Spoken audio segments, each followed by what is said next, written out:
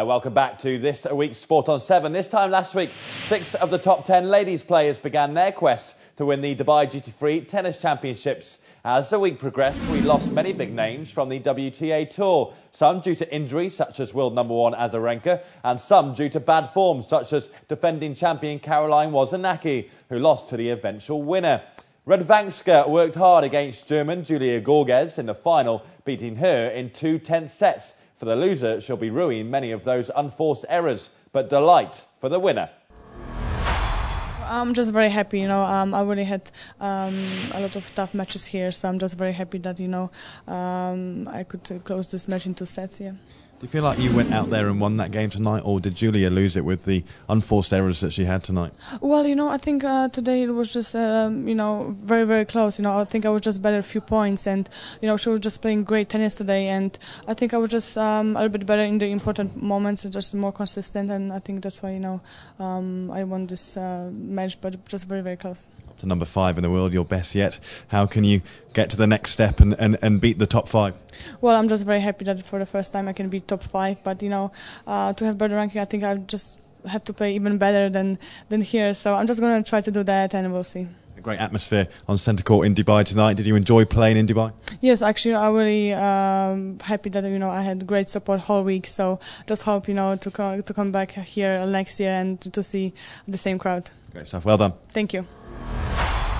Julia Gorgeas, despite losing in Dubai on Saturday, left a big impression. Plenty of fans for the girl that trains here in Dubai. Many see a big future for her, and earlier in the week I spoke to her about how a player feels when the top seeds, such as Azarenka, pull out of a tournament because of injury. I also caught up with Caroline Wozniacki before her tournament exit about playing here in Dubai. Well, I was a bit disappointed, because you always want to play those players to see where your level is and to get a big challenge. Well, unfortunately, she was not able to play, but yeah, that was a little chance for me to go further maybe, and yeah, I took it tonight, and I'm pretty happy to be in the quarters. When the number 1 seed pulls out of a tournament like this, do your eyes light up and go, I can really push on and maybe win this tournament now, or do you feel a sense of disappointment because that challenge has been taken away? Well, I don't think about going further. I mean, you take it match by match, and each match is tough enough, so you don't think of winning the tournament so far, but you take it as every match as a challenge, and you just go out there, fight, and all the players are pretty tough here, only the best ones here, so you just go out there and take it as a match, and just match by match. I was talking to somebody in Dubai recently in the last week building up to this tournament, and they were saying you could be the next Steffi Graf. Does pressure like that annoy you, or do you like to rise to that challenge? Well, I think Steffi Graf is a big legend, and we will never achieve what she has achieved, so we just try to get in the right direction. At the moment we are doing the right things, and we just try to keep improving, but I wouldn't say that's the next Steffi Graf, because it's too far away. Well, it's a great tournament. They always take good care of the players, and I mean, yesterday the players' party with all the food and entertainment was unbelievable, and the food, the hotel, everything is just so well organized. And the fans passionate? The fans are very passionate, and they were great out there today. Week 2 of the Dubai Tennis Championships got underway today, as it's time for the men to battle it out. 8 of the top 10 in the world all hoping to be there on Saturday night on centre court. During the men's draw on Saturday, I chatted to Marcus Baghdatis on whether he can go one further than his previous semi-final in Dubai, and also Mardy Fish, the American number 1, making his Dubai debut. Yeah, it will be a very tough one, and but always looking forward to a first match. It will be a great battle, and I'll just try to find a way to win. And just talking about the draw then, it's a tough draw, but hopes of reaching the latter stages? Yeah, I mean, it's a tough draw, but when you come to a tournament you have to expect to beat everybody to win the tournament. So yeah, I'm looking forward for every match, and I'll try to win the first one, and then we'll see. And have you had a chance to practice on the courts here in Dubai yet this year? Yes, I just practiced on centre today, and feeling great. Marty, this tournament, welcome to Dubai for the first time. Looking forward to the next week?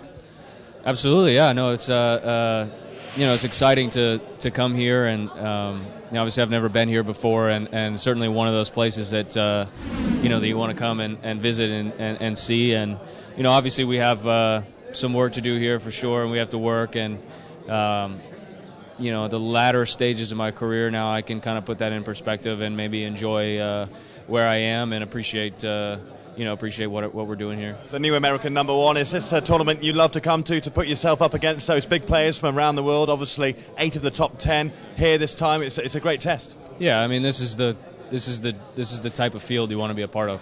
This is the big leagues. These are the guys you want to put your names next to for sure. And there's no tournament around the world that's as tough as this. Definitely, as far as a non-mandatory event. So it's nice to be a part of that. It's nice to be in the top 10 and seeded and one of the big guns that guys are going after. And how much would it mean to you to be here Saturday evening lifting that trophy just over there? Yeah, it's a cool looking trophy for sure. Look, there's a lot of great players here, and I'm sure everyone in that draw would love to be holding that trophy on Sunday night or Saturday night.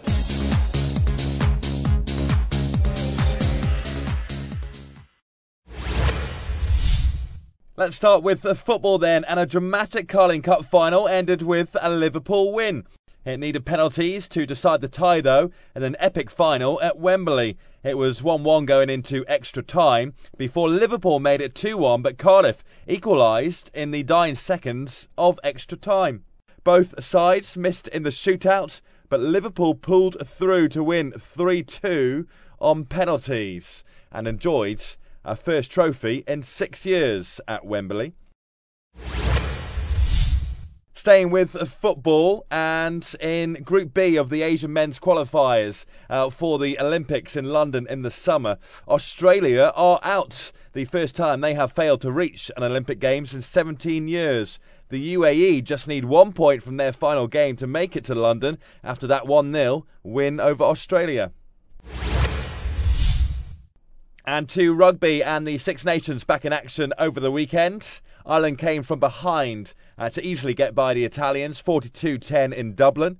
England lost out to Wales at Twickenham, a dramatic end to the game which saw Wales win it by 19-12, and Scotland lost another game at Murrayfield, losing to France 23-17. Let's see how that affects the table in the Six Nations. Wales are at the top, sitting nicely with 6 points. France and England just 2 behind. Scotland and Italy still to register a point. And let's get up to date in cricket. The Tri-Series currently going on. Back on Tuesday, Sri Lanka got past India by 51 runs. Sri Lanka hitting 289 for 6. India only managing 238 all out. Friday saw another win for Sri Lanka against Australia, winning by 3 wickets. The Aussies put in 280 for 6 and the Lankans 283 for 7. And finally, yesterday in the Tri-Series, Australia got the win over India, winning by 87 runs.